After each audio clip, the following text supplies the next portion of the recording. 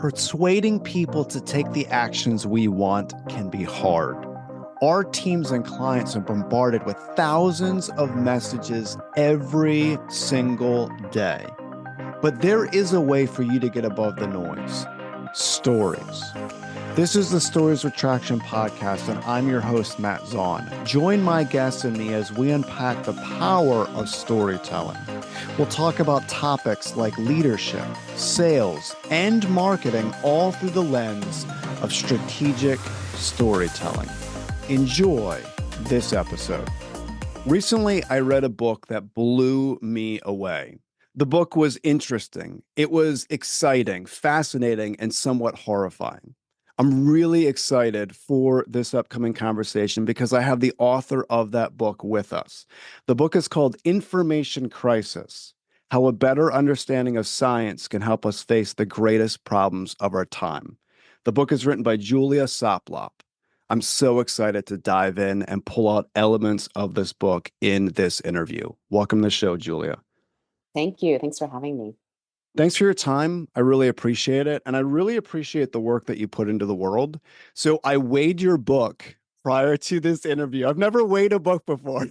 Your book is almost 1.5 pounds, which for people listening, that's a huge book. And it is just gorged with tons and tons and tons and tons of research. So I'm sure as you were writing this book, I'm sure there was elements of excitement, but also frustration, especially with some of the stuff you talk about. Why did you write this book, and how did you keep going when it got difficult? Well, I am a science and medical journalist by training. And over the years, I had in the back of my mind that I thought it'd be interesting to write sort of a practical, kind of a slim, not 1.5 pounds consumer guide to consuming health and science news and information that just might give people some tips on where to find sources and what kind of language to look for so that they could find information that could help them make, some difficult decisions. And then in more recent years, it became more apparent to me that the problems were with misinformation and with science literacy were just much, much broader than I had understood them to be. And that there was this sort of element of a lot of information manipulation that was happening that I thought this project needed to grow into something broader, that a consumer guide is helpful, but there's so much underlying information that I think needs to be understood before you can really get the most out of a practical guide like that. You know, what I found really interesting. So when I first picked up the book, I didn't know what to expect. And I quickly realized as I was reading, I could barely put it down. And it speaks to the ability you were able to capture your audience, because when you mentioned science and medical journal, it doesn't really seem like it'd be a page turner, but it's just full of information that I had to process, I had to sit with, I had to really think about, especially from a family perspective. I was looking at it through the lens of the world we're going to give our kids. So it kept me processing and thinking, and I really appreciate your ability to do that. I want to dive into some of the elements of the book just so we can dissect some of them together. So you mentioned early on, I found this fascinating. It's so true. They make their money by keeping people on their sites and apps that align their initiatives closely with those who stoke outrage, spread misinformation, and appeal to people's existing biases and preferences. Old gatekeepers failed in many ways, and no doubt that failure helped fuel mistrust and doubt. But the new gatekeepers succeed by fueling mistrust and doubt as long as the clicks keep coming. So I want you to speak to that from a science perspective and also a psychological perspective on what this is doing to our society, the engines that are being set up to continually spread misinformation to keep people engaged on a website. Yeah, so that was a quote from Zeynep Tufekci, who is an incredible sociologist and writer. And I think she really hit the nail on the head there, that there were, we've had problems in the past with gatekeepers who are only allowing certain types of people to be the purveyors of information. And I think maybe we all were hopeful that platforms like social media would help to sort of democratize information that any old person could get out there and say what needed to be said and share their perspective. And of course, there are elements of that that are true and have come to pass.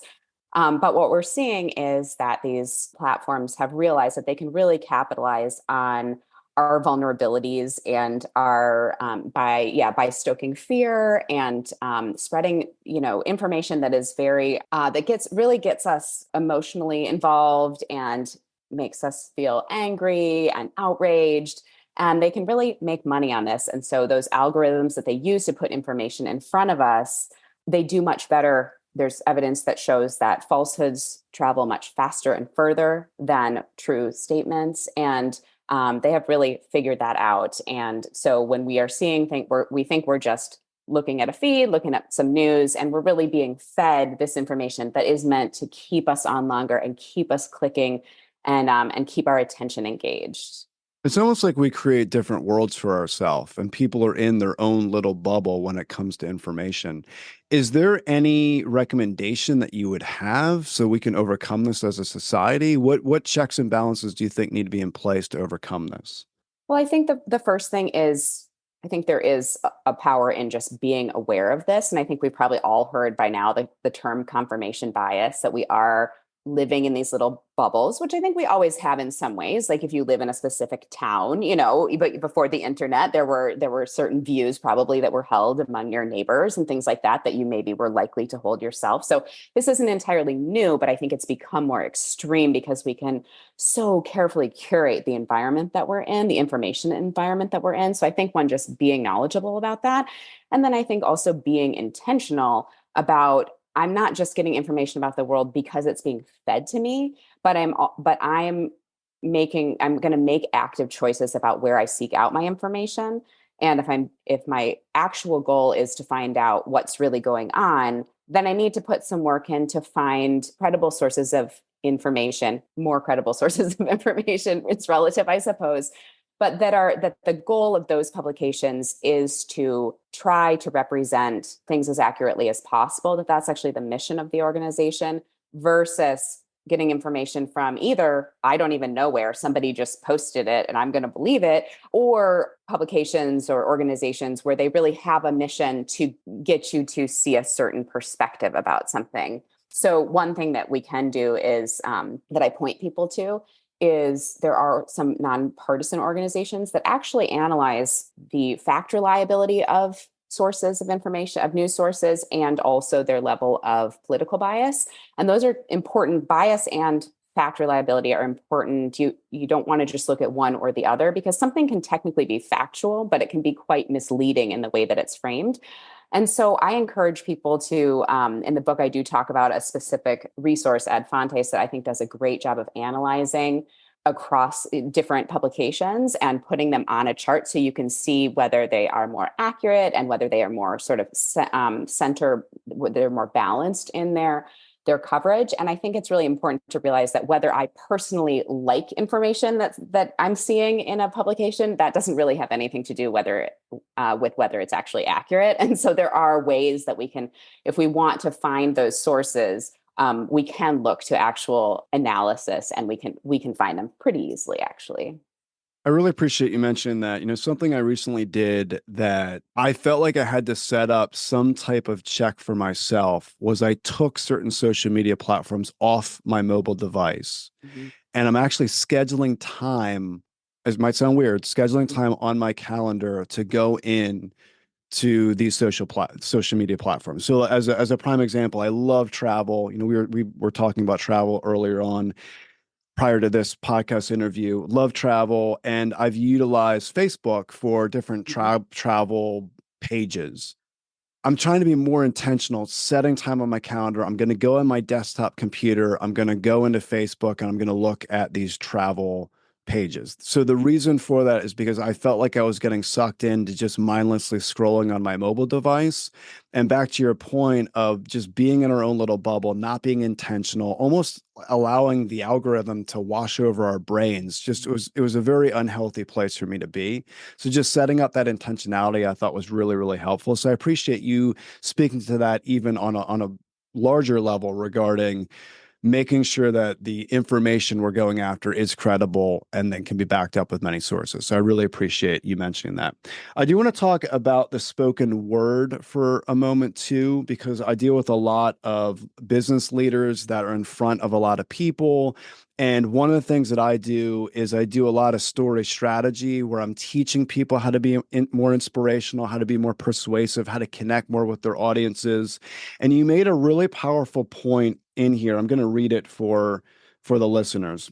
It's comforting to hear someone speak with certainty, especially when the subject is unfamiliar to us. But accepting information based solely on authority leaves us without a solution when authority contradicts each other. If we accept information on authority alone, we have no way to evaluate which source, if any, if correct, leaving us perhaps to accept the explanation of the one who shouts, "Because I said so," the loudest.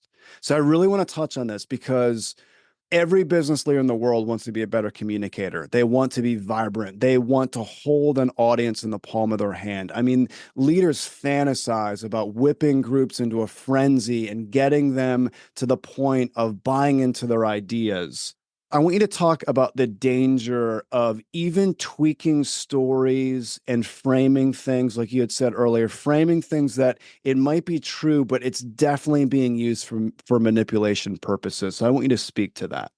Yeah, so I think when leaders are thinking about how to connect and talk to people, I think an important thing to think about is that they are in a position of power. They're some kind of authority figure. Maybe they're the CEO of a big company and people are looking to them for advice. And I think it's really important that they're not relying on, it's very natural for people to put more weight in something that someone says because they are an authority figure. But you never want to be in a place where you are expecting people to believe you that because I said so, because I am an authority figure. So I think it's really important that a leader who's speaking to people and trying to inspire or convince people to come along with them, that you're really talking from a place of you're showing why you are a credible expert in that field, and that when you are speaking from a place of you don't believe me just because I happen to somebody gave me this position or I'm in this position of power, but because I have this evidence to back it up, because I have had these experiences, I have had these successes. Here's a bunch of data that I'm going to pull in that's going to back up my story that I'm telling you right now. I think to have sort of a foolproof story that a reliable story, you can't be forcing your audience just to believe you because you happen to be the one that is standing there and granted the right to hold the microphone. And so I think that's just really something to keep in mind, that not to be leaning on that aspect of why you're there, and to be always kind of pulling in that data, and that's why they should be listening to you. It is not because of that position of authority. Great point. I want you to talk a little bit more to the information processing shortcuts you talked about. You mentioned numerous pitfalls in the book, and I really appreciate you mentioning just the danger of misinformation, but when it comes to relentless repetition. So there's elements that you touched on that just it seems so not only frustrating, but very, very dangerous. So can you go over some of those? Yeah, and I think this ties back a little bit to what we were talking about before about when you were on social media, and I have the same feeling that when you're scrolling and you're just feeling like this stuff is just washing over you. And in a sense it is. I'll back up and talk about how our brains process information. Sometimes we think like, oh, somebody who thinks differently than I do or is on the other side of the political spectrum, well, they're not understanding something the way I do. But the reality is that we all of our brains process information through a series of shortcuts. And this is just the reality. It's not, oh, that person does and I don't. This is just how our brains intake information. There's too much to take in, and we intake it and simplify it in many ways. And that's just the reality of life. And there are ways that we can kind of override these initial impulses that are really about us being able to make snap judgments. That goes back to snap judgments that impact our survival. Like as we were evolving, our brains are not very different from those early brains that we had. And so we are still simplifying information as it comes in. And one aspect of that is, and that leaves us open to manipulation in a lot of ways. It leaves us vulnerable to people preying on, oh, they're just gonna take this simple message and they're not going to think too deeply about it. And so in terms of the information overload, I think something that is dangerous about that, just endless scrolling and just having this information constantly flowing at us, is that one of those biases is that we are more likely to believe something is true if it is familiar to us, which means that if we have, just by pure repetition, just by hearing it over and over again, we are more likely to think it's true. And also if it's easier for us to understand. So the simpler, the better, or we've heard it before. So now when we hear it again, we already have our head around it. And I think that is, that's pretty scary to think about, that even if you are somebody who is cognizant of these types of things, just having those ideas present does make you more likely to believe them. And I think that speaks to, the necessity of doing things of intentionality. Like you were saying, you're going to spend less time scrolling and just going to those sources when you want to find the type of information that you're looking for, because we are vulnerable to messaging just in these really simple ways that we're not always thinking about. What would you recommend someone do right after this episode's over to maybe revamp how they're getting information? I know you had mentioned about being intentional, seeking out credible sources. I think that's a wonderful tip Mhm. in many, many ways. But would you recommend someone maybe put a pause on information they're getting and try to assess what's happening, try to figure, like, what are some Yeah. actionable things that you would recommend for people to revamp the way that they are experiencing and allowing information to come into their orbit? Well, I think you had a great idea of just taking control over what you're seeing all the time. So just taking out the element of some of that stuff that's just being bombarded, that you're just being bombarded with, that feels out of control. But there are some things you can do, like step back from social media. And you can also, go and try to evaluate some quality, what are some quality sources of information, like that chart that I was talking about.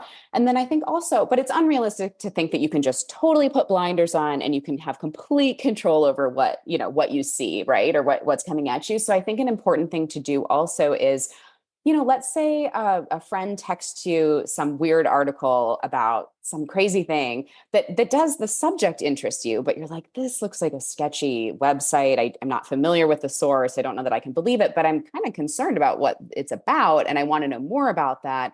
Then there's nothing wrong with then pursue that, figure out what that was about, if that was a legitimate problem or concern that you need to be looking into. But you can do that, but you can go to a more reputable source of information and maybe even go to a few of those, because probably if this is actually a huge life-changing story, those larger, more established outlets that do a lot of fact checking and have a long track record of fact reliability, they're going to be covering that too. And so I think that's something like, it's called reading laterally, where it's going to kind of determine, like, is this a source of information that's accurate? And then are there sources that are better? So I think there's this sort of defensive things that you can do, like limiting the things that you are allowing into your life. But then there's this sort of offensive angle of actually purposely going out and finding a source of information about something that's important to you that is a higher quality source. So I think it's a combination of like playing defense and then also offense. I really like that. I mean, there's no sports team that can survive without doing defense and offense. So I really appreciate you mentioning that.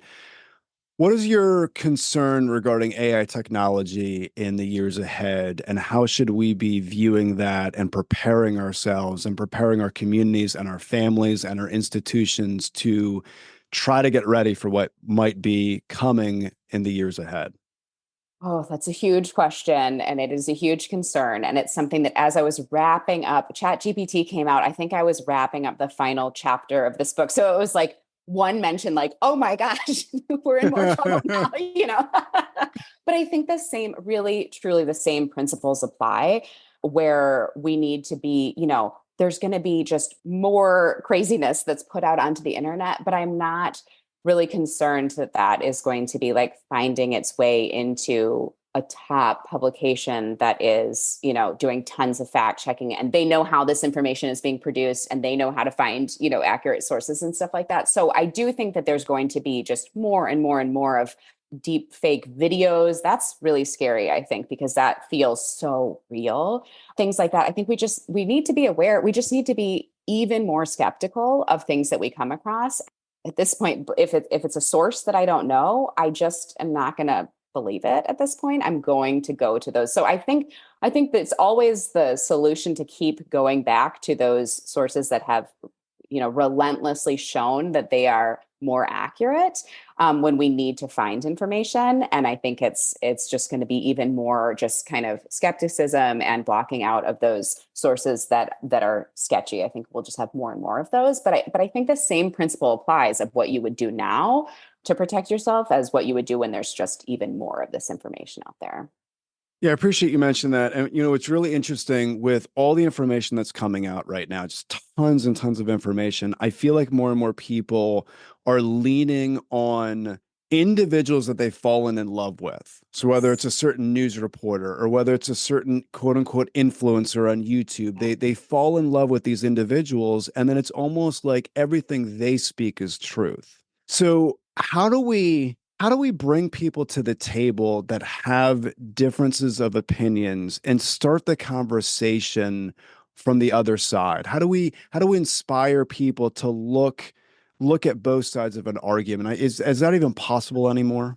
That's a great question, because I feel like we're living in a time where I think most of us are pretty emotionally charged up. We may have different viewpoints, but I think a lot of us are feeling pretty amped up in these years. And I think one is again being deliberate about your own, do I really want to be open? Is that my goal? Is my goal to be open to information? And when we talk about scientific information, which is my focus, science relies on an openness to new information. If we are finding out more about how the world works, relies on openness. And so I think we need to be very honest with ourselves about, okay, is that my goal? Do I really want to find out what is accurate? And if so, that does, I do have to have this openness. And also, going back to what you were saying about how I do feel like we're living in a time of this like cult of personalities, where we're following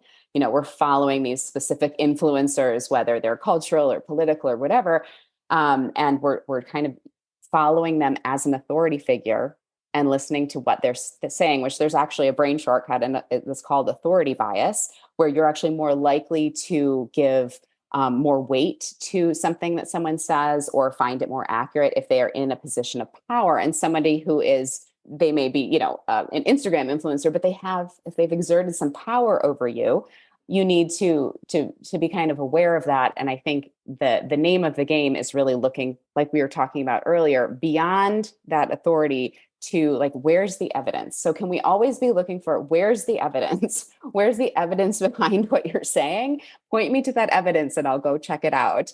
Instead of, oh, you said this and I like you. And so I'm gonna team up with you. So I think it is possible, but it comes down a bit to like personal, are you motivated to actually think deeper about these things, and dig into the evidence instead of the authority? Why should a business leader focus more on understanding how science can help them? That's a good question. When I write about science in this book, I'm not just talking about bench sciences, hard sciences, somebody doing like a physics experiment over here, which is important to learning how the world works, but it doesn't necessarily feel like it's relevant to every aspect of business. But what I'm talking about social sciences as well. And I'm talking about the ways that we figure out how things work in the world.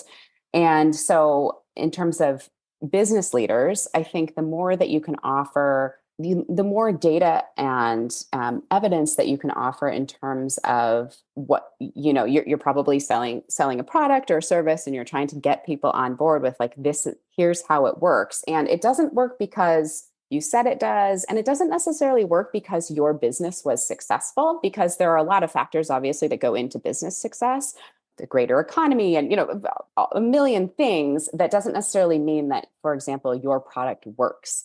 And so just because people bought it, that doesn't necessarily mean that. And so I think the more that the more that we can pull in evidence and actually do, obviously this varies depending on the business, but the more that we can do to reassure our clients that our solutions actually work, the more data that we can pull in, then it's not a question of do they believe you? It's a question of here is the evidence and let me help you understand the evidence. And that takes out the sense of you have to believe me because I said so.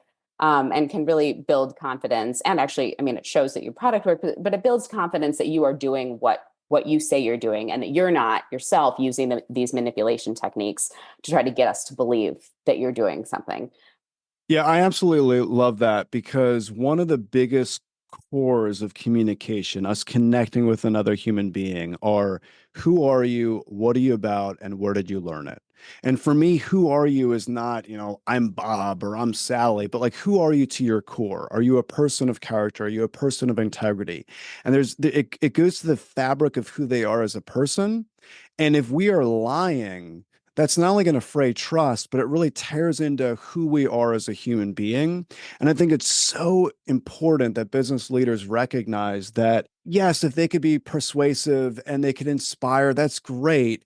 But if they're doing it from the lens of manipulation, if they're doing it from the lens of just creating stories out of thin air that didn't happen, it can be incredibly destructive, incredibly dangerous. And they're really adding to a lot of the horrors that you speak about in your book.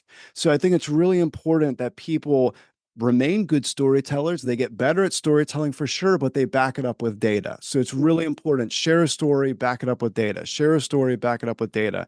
And I really appreciate you bringing light to that. That is really important, especially in today's society that is starving for credible sources, that we ourselves offer credible sources for what we're talking about. So I really appreciate you mentioning that. What would you recommend for my kids? So I want to talk about my kids for a moment. So you also have kids yourself. So I have a 10-year-old, a 9-year-old, and a 6-year-old. Mm-hmm.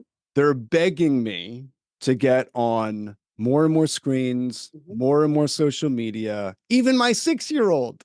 Yeah. So can you speak to maybe some of the research that you came across in all of your studies and in all of your experience regarding children and getting sucked into the information crisis? Yeah, I think this has been a topic of conversation certainly in my family a lot. My kids are 13, 12, and 8, so very similar similar phases as yours. This is something that since our kids were born, there have been iPads and more devices. And then of course there were when we were young, and it's something that we've been struggling with. I think I think it's a big challenge because, almost all the kids in my like in the middle school at our school, they have smartphones and access to things. So I think it can be very hard to have these like definitive rules, like, oh, my kid's not going to do that. Well, then your kid's totally out of the loop socially, and that's a whole nother thing. So I think there's a lot of sensitivities here that it's not super clear. I think my understanding of where some of the data is on the influence of social media and kids is there's a lot of correlative data that social media is not good. We're not really far enough along. I think that there's tons of like really firm causative data on some of these things on the specific dangers to these specific populations and things like that. And yet, even as a person who's very data driven, I was just having a conversation with a friend that sometimes, science takes a while to catch up to, whatever is happening. It takes a long time for things to happen. And then we design studies and then we collect data. And, it takes a long time to understand something once the ball is rolling. And I think that we have all personally seen the effect of these things on ourselves as adults. I feel the same way as you, where I feel like kind of addicted to my phone or to these social media feeds or whatever. And I see that it's fracturing my attention. And I, sometimes maybe feel bad that somebody's doing something that I'm not, or doing it better than I am, or something like that. I don't think it's that. I think we are all going through this. And so I think that we can extrapolate that to our kids and know that like it's not a great thing to be addicted to this stuff, right?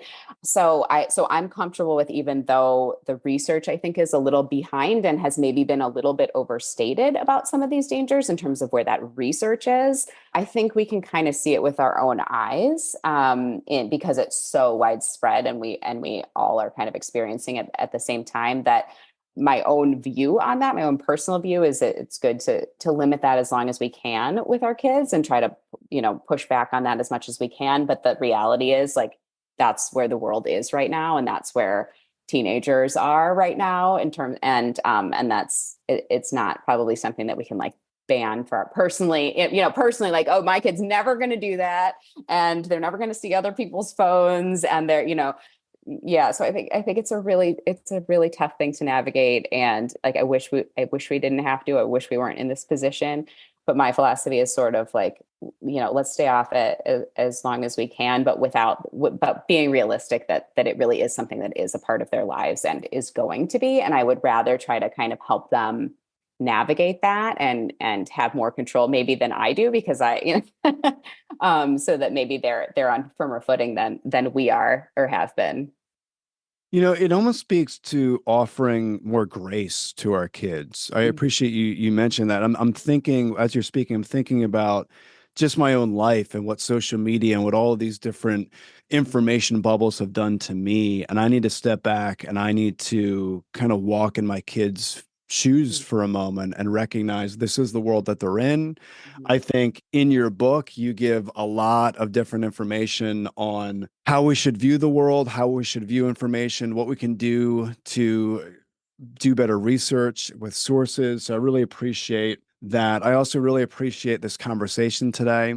There are three different things that I'm going to take away from our conversation. So the first is, again, being intentional, seeking out credible sources. I think that was really important, not only for us as adults, but also for our kids, making sure that they're also seeking out credible sources.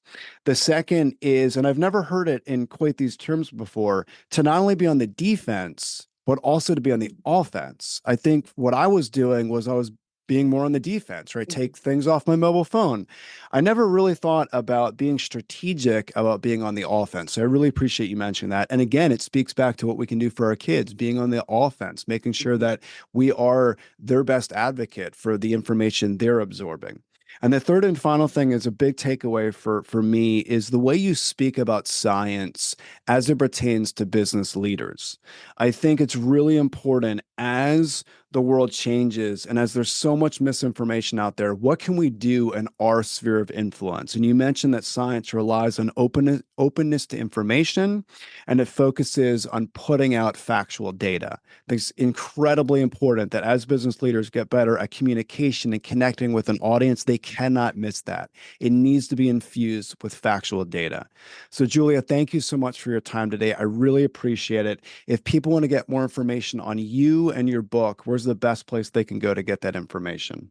Yep, they can go right to my website, juliasoplop.com, and there's a page for the book with some information about it right there. Perfect. I'll include that in the show notes. I recommend people go to Julia's site, check out the book, read it. You will not be disappointed. And thank you again for your time with us today. Thank you so much.